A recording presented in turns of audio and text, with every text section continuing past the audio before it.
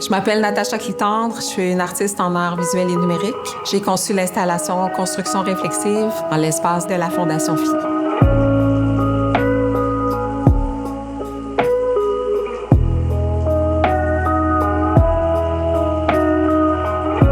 La façon dont je parcours la ville est prise en compte dans ma pratique, c'est-à-dire que le regard que je porte, disons, dans la ville dans laquelle j'habite, je vais essayer d'y être attentive, d'aller dans le détail dans la façon dont je pose un regard sur ce qui m'entoure, autant que je le ferais si j'étais dans une ville qui n'est pas la mienne, une ville que je découvre, que je parcours comme touriste.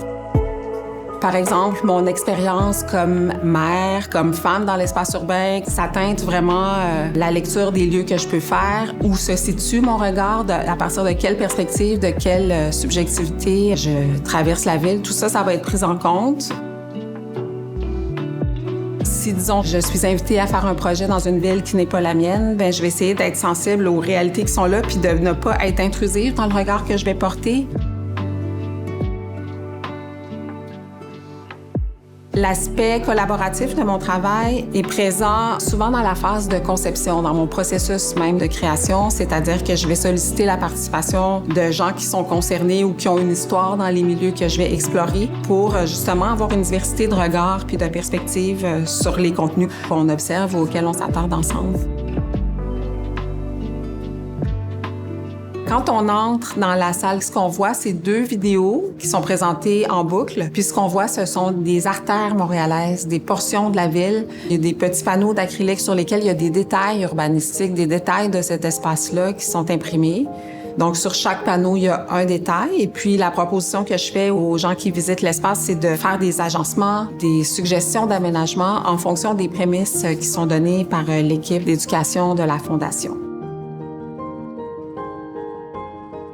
Construction réflexive est composée d'images qui sont des nuages de points qui proviennent d'un jumeau numérique du Québec auquel j'ai accès. J'ai la chance de collaborer avec une compagnie qui produit les nuages de points, utilisés souvent dans le travail des équipes en urbanisme pour différentes municipalités. Dans les projections vidéo, ce qu'on voit, ce sont des artères que moi j'ai sélectionnées à partir encore de leur plateforme numérique.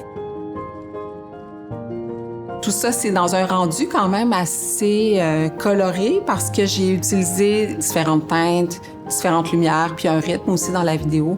Je voulais amener ces contenus-là dans l'imaginaire des gens qui allaient visiter l'installation, puis que ce soit une façon aussi de les inviter à jouer avec cette matérialité-là que j'ai donnée aux nuages de points qui habituellement sont vraiment numériques, ne sont pas du tout palpables.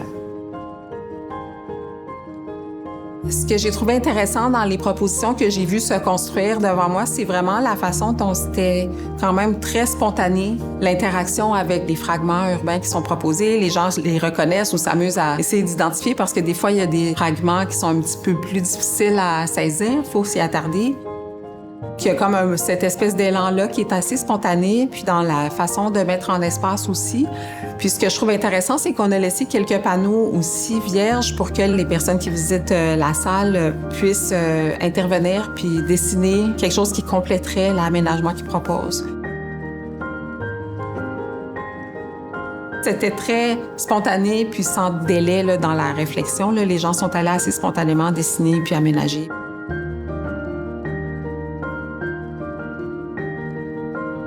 Puis construire aussi, parce qu'en complément, on propose aussi des espèces de blocs, des plaquettes de plexi colorées avec lesquelles on peut faire des constructions. Donc, les gens allaient spontanément puis composaient des petits agencements, des petites propositions de ville. Donc, la spontanéité que j'ai constatée m'a vraiment plu dans la réponse du public.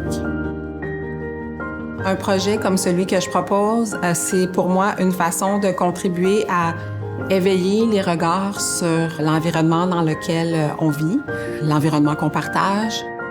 J'espère que c'est une petite contribution qui va justement favoriser la sensibilité qu'on peut avoir sur l'espace qu'on partage puis les expériences qui y sont proposées.